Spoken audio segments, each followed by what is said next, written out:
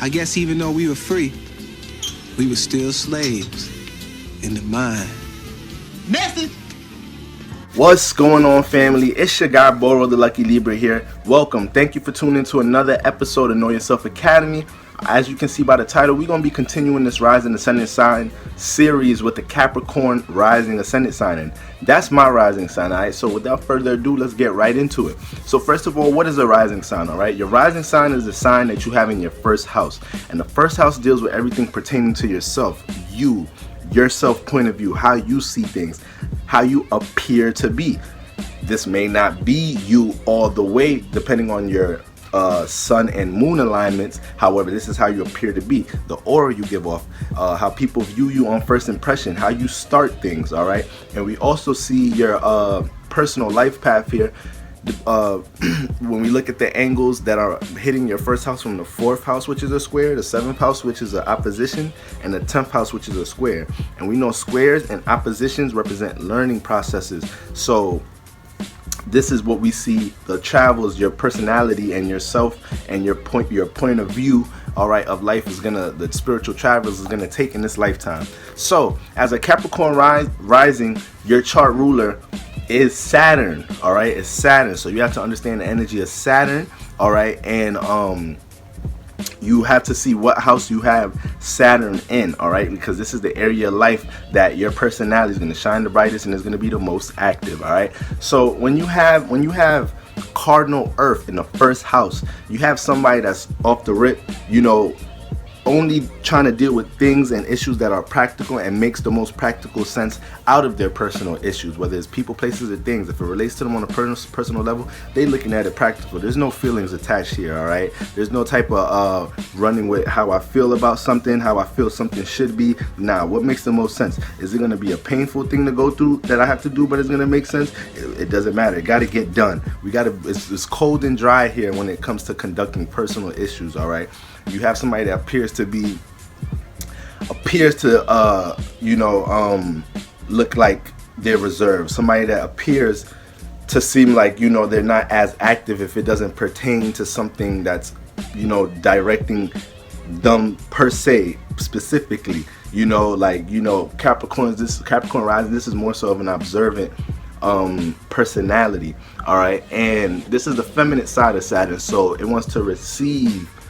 First of all, Saturn is dealing with restrictions, limitations, boundaries that we experience or place on ourselves, whether it's in a positive or negative way. But positively, this would be play out as doing things in a manner of discipline in order to get from point A to B. Negatively would be putting some type of personal restrictions on yourself, insecurities or whatnot, limiting yourself to doing certain things in this lifetime. All right, so I can speak for myself as a Capricorn rising, and on top of that, I have Saturn in the first house. So even though I have Saturn, my house lord, in the house its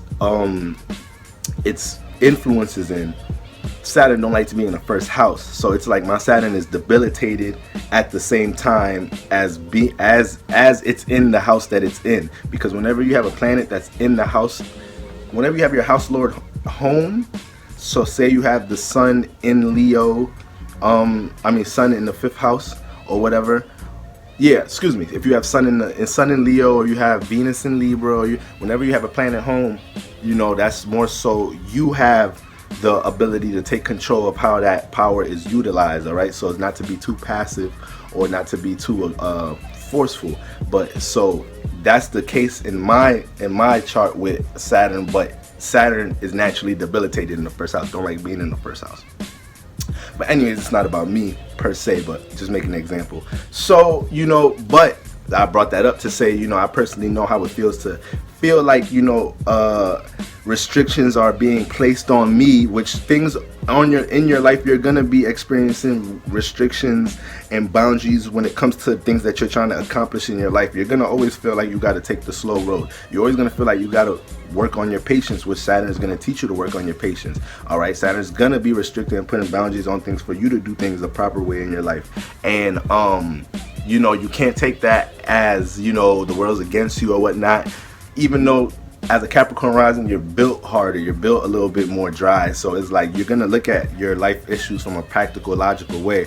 but at the same time, you just can't fall on that scale of looking at it like, yo, why is everything always happening to me? Like, I can't just get from point A to point B. Like, every time I do something, some little bullshit going on. Like, people just easily doing simple shit that I'm trying to do, and for me, I gotta do all type of, like, listen, man, and I'm a Capricorn moon. The moon debilitating Capricorn, so, like, listen, if you going through any Capricorn struggles in your life, I'm the ear to talk to. I done been through it all. I'm continue to go through it, and I continue to embrace it, because that's what's gonna mold you to be the person that you want to be. All them goals that you have. Remember, Mars is exalted in Capricorn, so you personally are very passionate when attacking your personal goals. Now, you can be passionate to the point that you override everything else in your life with your personal goals. You feel me? Your personal goals come before family, come before everything else, come before your friends, come before, you got to learn to balance everything else in your life with your personal endeavors.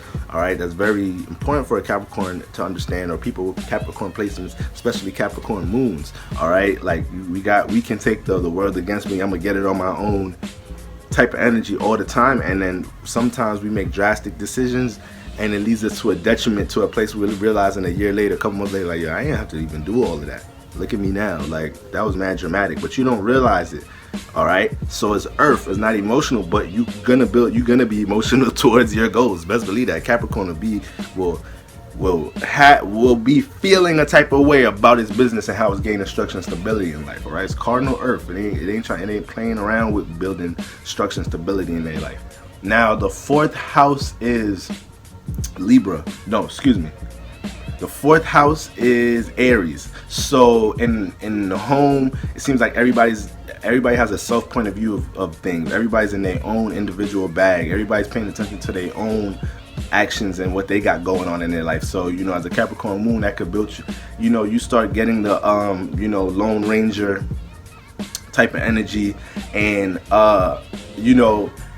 my 4th house is actually Taurus. So, with the rising sign, depending on the degree of where the ascendant angle lands, whether it's real early in the sign or real late in the sign, we all have intercepted houses. So, you're still going to play out the natural awareness and the energy of these houses while it's in there. So, you have to also check. And if you do, you just make the adjustment, and it's still, your ascendant is still squaring the other cardinal signs. So you're still going to have to learn from them other cardinal signs regardless.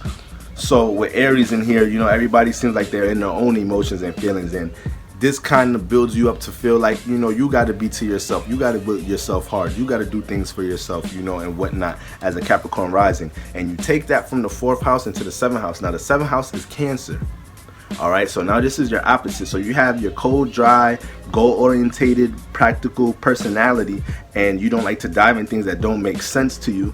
All right, and when it comes to having to relate with the external world, the challenges you're gonna have to go through, which is the opposition, is the give and receive. So the give and receive, you're gonna manifest a lot of people that want nurture and want you to help them with their emotional stability and whatnot, and emotional people for the most part. So that's gonna be like the test to see, can you mold yourself and not just be so cold and dry all the time when relating to somebody else. Can you feel where somebody's coming from? As a Cap rising myself, there's a lot of times when, like I said, you could be so into your own goals and what you're personally trying to manifest, to the point we manifest relationships in our life in all different types of ways, whether they're new relationships, soul tie relationships, soulmate relationships, whatever they may be. And we know that we have something of value relationship wise, but we're so invested in our plans, and there's a time and everything for certain relationships or whatnot, but there's times you probably could correlate the two. You could find a balance that you truly want, but you were too invested into your own personal goals to even try and make a balance. And then you look back later like, damn, like blah blah blah, I could have probably made a better situation out of that. So it's very important to see, because when you're cardinal Earth, you don't want to deal with the feelings. This is opposite from the moon energy. The moon is the nurture, emotional connection, where how we find emotional stability within our hearts. So it's like we dealing with an energy that's the direct opposite. Cold, dry. What makes sense? How we gonna eat? Like, how we gonna pay bills this month? Like how am I gonna rise to this status in this career, or with these goals I got? Like, or whatever it may be. Capricorn risings are very cold towards that shit and very direct and very, like, they really value that. So when they meet somebody, it's like, oh man, I got somebody that's making me try to get in my feelings. Oh man, I got somebody that's making me want to like compromise and connect with them more. That's more time I'm wasting towards my goals and all that.